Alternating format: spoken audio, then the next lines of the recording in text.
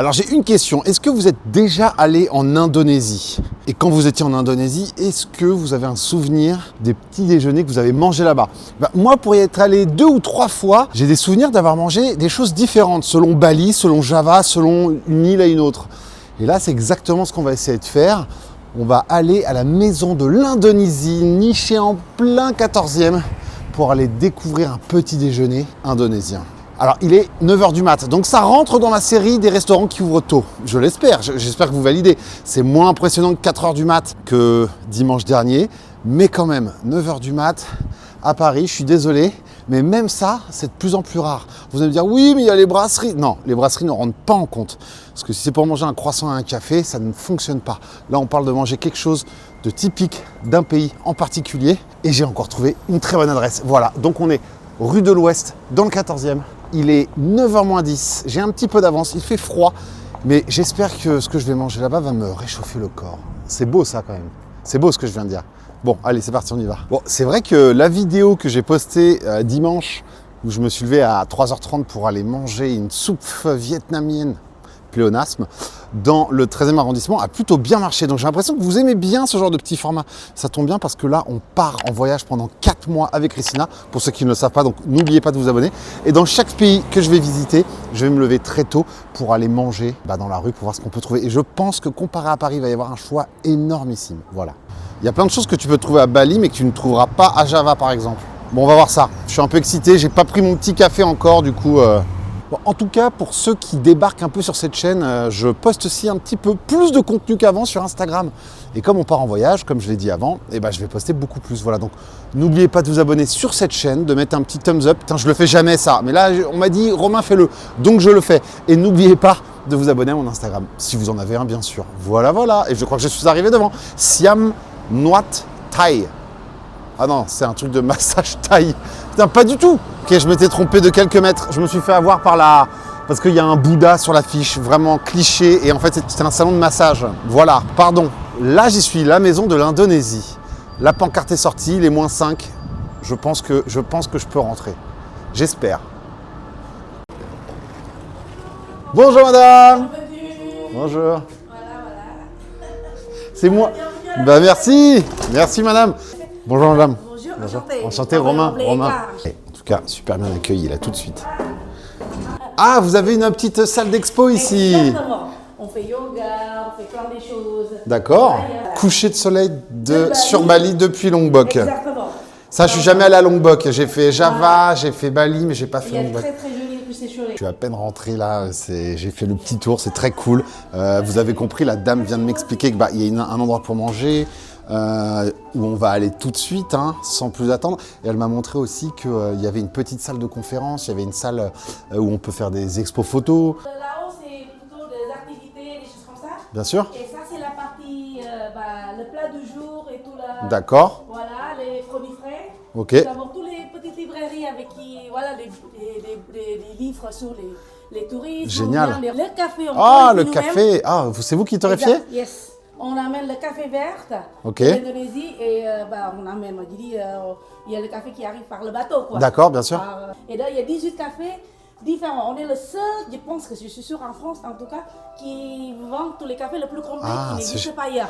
De Sumatra jusqu'à Papouasie. D'accord, génial. Et donc ici, on explique chaque fois, on a Arabica, Robusta, on va vous faire goûter. Vous aimez le café? Ah, j'adore le café. Sans Vous voulez sucre, faire le serré. café? Ah, génial, le merci. Café noir, voilà, Kopi Tubruk. Le fameux café...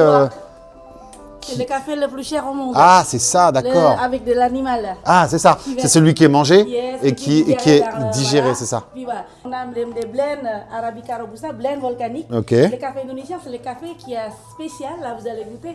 Plein de saveurs. Plein de saveurs, ouais. Donc, c'est le café volcanique. Ok. Donc, du coup, c'est pas agressif. C'est pas le café qui est... On change de menu 2-3 jours. Ok. Aujourd'hui, vous allez goûter nasi goreng. Nasi goreng, génial, j'adore. Ici, c'est l'arbre des épices. Ah bah là, moi, c'est ce qui m'intéresse le plus. Exactement, les épices pour cuisiner, les épices pour boire. Pour boire, Donc, il y ok. en a des... Voilà. Donc là, tous les épices, ça c'est le jamu. Ok. Le jamu, c'est quoi? C'est les boissons traditionnelles médicinales indonésiennes à base des épices. Ok. Et depuis 6 décembre 2023, c'est classé par l'UNESCO. Ah, génial. Ok. Donc du coup, l'idée c'était vraiment, la maison indonésienne, c'est pas un supermarché asiatique ou indonésien, mais de ramener le meilleur produit indonésien De là-bas, ouais, bien sûr. Donc le concept ici, on est ouvert de 9h à 18h. D'accord. Le plat, c'est déjà préparé à l'avant. En fait, ici, voilà, c'est plutôt de plats indonésiens qui sont préparés. On a déjà, dans la semaine, plutôt les plats plutôt classiques. Dans le week-end, on a plus de plats parce qu'on a plus de monde qui vient. Voilà. Il y a envie de faire découvrir la cuisine indonésienne. Bien sûr. Qui n'est pas connue. Vous êtes prêts? Ouais, carrément, je suis prêt. D'accord. Je vais aller m'asseoir. Avec vous aimez corser, quelque chose d'un peu fort, un café un peu fort. D'accord. Et voilà, sinon pour le reste, je vous fais confiance. D'accord. Ça, c'est le Clinton. Ok. Je vais vous faire. Ouais, Si vous ça te va? Voilà. Ah ouais, Lingtong. Là, on torréfie à Paris le café. Ouais. J'ai mis 20 grammes de café et pour avoir à peu près 250 ml. C'est une science précise. Et donc, la ratio de café et de l'eau, c'est important. Ok. Normalement, c'est fois 15. Si vous mettez 15 grammes, c'est à peu près 250. Voilà. On fait atelier café. Hein. Ah, vous faites atelier café aussi? Atelier génial. Café, découverte dégustation, inclut 3 cafés à déguster. D'accord. Voilà. Je vais peut-être boire l'un des meilleurs cafés de ma vie, messieurs, dames. Parce que là, on est en face de quelqu'un qui s'y connaît. Fini les petites capsules dégueu, là, Nespresso. Là, café indonésien, messieurs, dames. Je viens de m'installer au bar. Eka vient de m'apprendre plein de choses. Ça veut dire numéro 1, c'est censé. Numéro 1? Oui, parce que je suis l'aîné dans la famille. Et donc, on va se manger un petit nasi goreng. Pour ceux qui ne savent pas. Nasi goreng, c'est bien, c'est les nouilles sautées. Non, c'est le riz. Le riz. Je confonds tout le temps nasi goreng et... Ah, si, c'est le riz. Et Barbie goreng. Ah, c'est ça.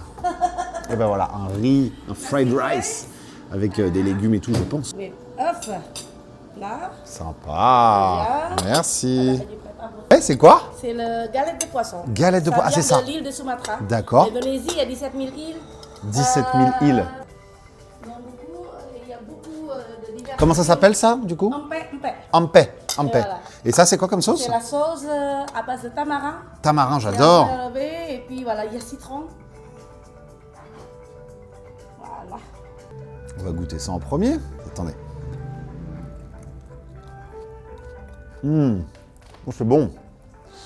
C'est ma mère qui cuisine. C'est votre maman qui cuisine? Oui, c'est la cuisine maison. Bon. Ah, ça, c'est bon. Hein. Ça, c'est très, très bon. La La petite sauce, là. Faite maison, il n'y a pas de produits chimiques. Ça, c'est vraiment fait avec l'amour. Non, c'est comme, comme la... Mais ça, c'est parfait pour commencer la journée. On n'a pas envie de manger des tartines de confiture, on veut des nasi goreng.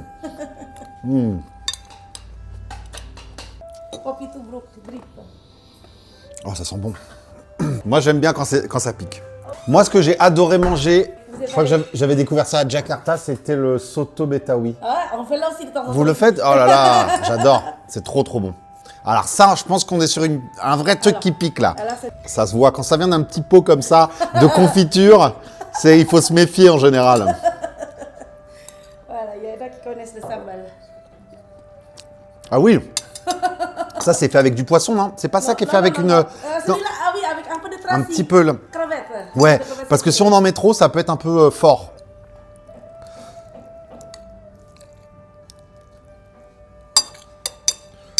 Voilà, le nasi goreng, c'est vraiment un plat, comme il y a un peu partout en Asie du Sud-Est, c'est qu'on prend les restes du riz de la veille, qu'on va faire revenir avec un peu ce qu'on a, et du coup, ça change vraiment. Nasi goreng, tu vas en Thaïlande, tu as le fried rice, mais qui est complètement différent.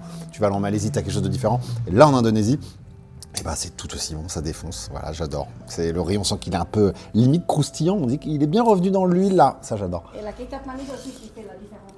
Avec un fried egg. Le fried egg, ça c'est vraiment un truc qu'on fait pas en France. Tu mets un peu d'huile à chauffer, tu balances ton œuf dedans et il cuit dans l'huile. C'est magnifique. Vous pouvez le faire à la maison, essayez, c'est trop trop bon. Attendez. Oh. Nickel. Petit selfie du matin.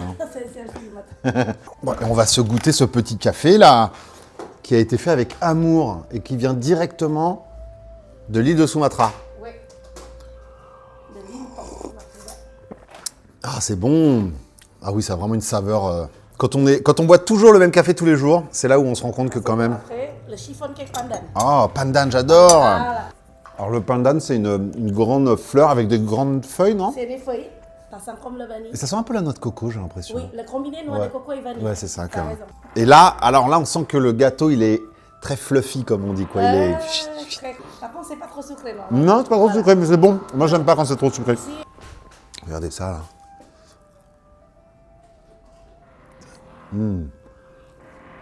Je passe un excellent moment, messieurs, dames. Bon, en tout cas, je viens de finir mon petit nasi goreng, c'était super bon. Mon petit café qui est délicieux. Et ma petite tranche de... Comment? C'est quoi comme gâteau, du coup? Panda? Chiffon cake pandan. Chiffon cake. Ouais. À partir de 9h du matin, vous pouvez venir manger un petit déj indonésien avec du bon café à des prix raisonnables. Est-ce que ça vaut pas le coup? Je vous le demande, moi je pense que si. Voilà. Et en plus, il y a plein de choses à boire. C'est pas juste venir manger. Vous pouvez acheter des choses, c'est ça qui est cool. C'est quoi? Café au lait de coco, sucre de coco. Ah ouais, un café au lait de coco, ça peut être très sympa ça. Pour ceux qui ne sont pas forcément allés en Indonésie et qui aimeraient y aller, je pense que l'Indonésie, c'est génial.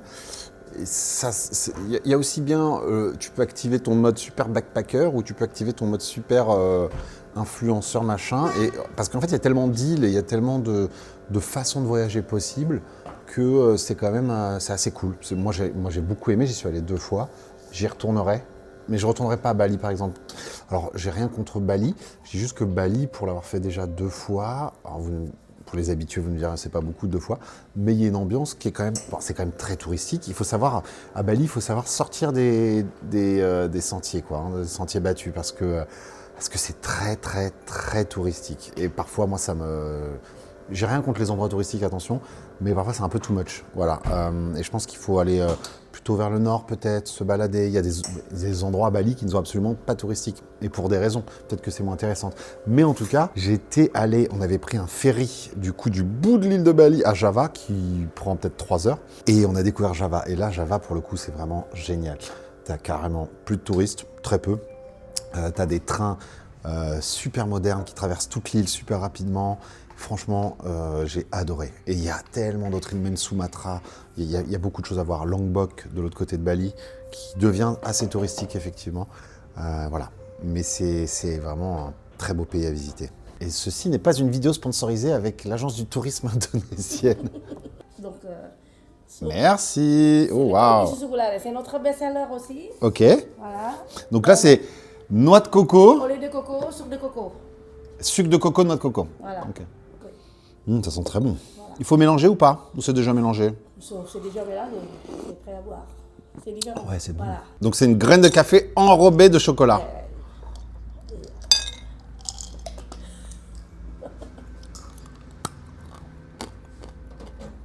Très très bon. C'est ça? Oui. Très très bon.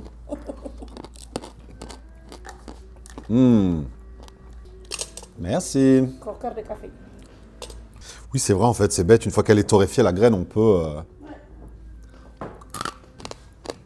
C'est doux. C'est doux, ouais. On le sent, en fait.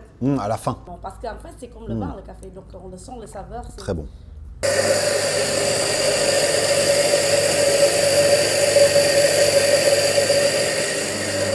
Autant vous dire que là, on est en présence de gens qui s'y connaissent en café. Si vous voulez venir manger un bout ici, vous avez intérêt à venir manger un bout ici. Et surtout, vous pouvez acheter du café qui défonce tout et qui est importé directement de Bali. Voilà. Donc, autant vous dire que vous avez du Robusta, de l'Arabica, vous avez plein de choses. En parlant de café, je ne sais pas si vous avez déjà entendu parler du kopi luwak. Si vous êtes déjà allé en Indonésie, c'est sûr que vous avez déjà vu. Parce que, alors je pense qu'il y en a des différentes qualités. On voit souvent ce café avec cet animal, le luwak, qui est sur le paquet. Et en fait, c'est un des cafés les plus chers au monde, si ce n'est le plus cher au monde. Parce qu'en fait, c'est aussi simple que ça. On prend cet animal vient manger les graines de café, il les digère, il les évacue, et on vient récupérer dans ses selles les graines de café. Et en fait, alors ne me demandez pas exactement ce qui se passe pour que ce café soit aussi cher. Je ne sais pas quel est l'intérêt de faire ça parce que je ne sais pas. Mais ça en fait l'un des cafés, ça en fait le café le plus cher. Voilà. Alors, ce que j'ai repéré, c'est qu'il y a carrément de la bintang. Il y a carrément de la bintang qui est bien sûr la bière qu'on trouve partout en Indonésie. Est-ce que vous voulez? Non, c'est gentil. Si, le matin. Là? Oui. Allez, hop. Vous êtes tous témoins, j'ai dit non. Et la dame m'a forcé la main à boire une bière. Et ben moi, je dis oui. Parce qu'il n'est jamais trop tôt pour boire une bière. Merci. Quand vous avez mangé, vous avez le droit de boire la bière. Bien sûr. Alors, est-ce que pareil en Indonésie, je m'en souviens pas, est-ce que les Indonésiens, ils boivent aussi leur bière avec beaucoup de glace? Parce que je sais qu'en Thaïlande, ils adorent remplir leur verre de glace et ils boivent que de la bière mélangée avec des glaçons. Et à la fin, en fait, tu bois de la bière avec de l'eau, quoi. Non, c'est pas trop quelque chose qui se fait. C'est là.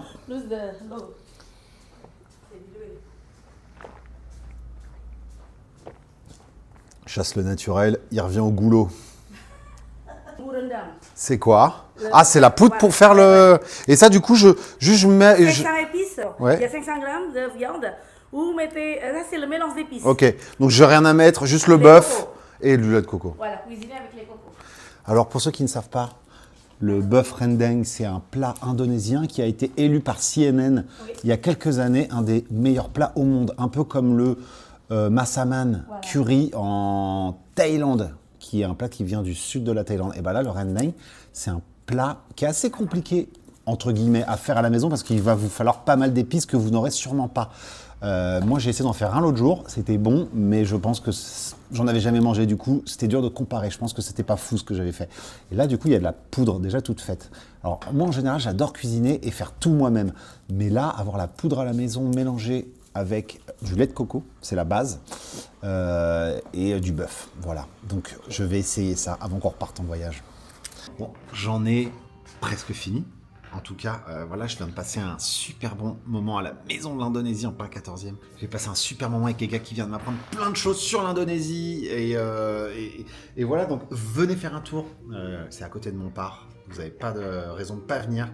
Et encore une fois, voilà, ça rentrait dans mon format de petite vidéo de où manger tôt à Paris. Ça ouvre à 9h du mat, à part le lundi où c'est fermé, sinon c'est ouvert tout le reste de la semaine. Donc vous venez voir Eka qui va vous apprendre plein de choses sur l'Indonésie et il y a plein de petites choses à acheter, des produits directement importés de là-bas. Voilà. Faites-moi plaisir, venez faire un tour. Et me voilà sorti de chez Eka, de la maison de l'Indonésie.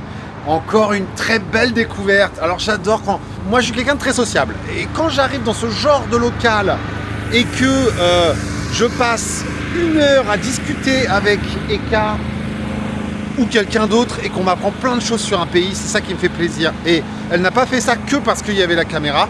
Je peux vous jurer que si vous venez, qu'il n'y a pas trop de monde, elle prendra un gros plaisir à vous apprendre des choses sur son pays. Voilà, elle a travaillé pour l'agence du tourisme indonésienne, donc je peux vous dire que elle sait de quoi elle parle, elle s'y connaît en bouffe, et voilà. Mais attention, l'endroit, elle ne se considère pas comme un restaurant, c'est la maison de l'Indonésie.